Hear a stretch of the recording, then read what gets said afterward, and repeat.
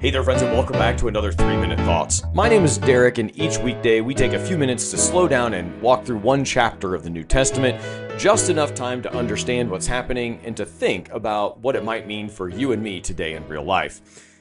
Today, we're in Luke chapter 10. This chapter opens with Jesus sending out 72 followers ahead of him into different towns. Earlier, he sent the 12. Now, the circle widens.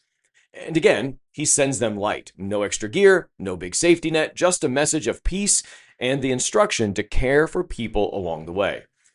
There's something important about that. The movement Jesus is building isn't meant to stay small or centralized. It spreads through ordinary people carrying hope into ordinary places. When they return, they're excited. Things happened. Lives were touched, but Jesus gently redirects their excitement.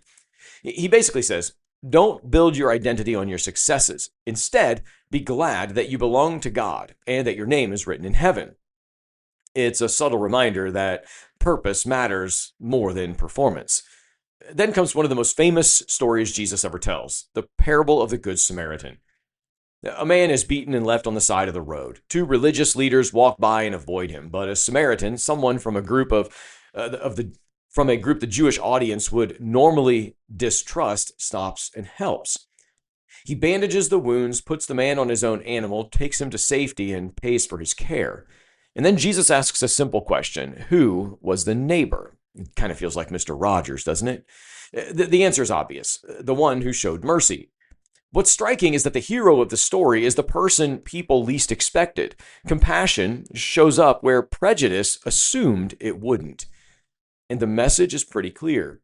Loving your neighbor is not just about who lives next door. It's about responding with mercy when someone is in need and their need crosses your path. Then the chapter ends with a quiet moment.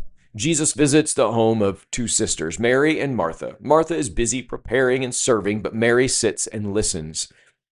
Eventually, Martha is frustrated and asks Jesus to tell Mary to step it up a little bit.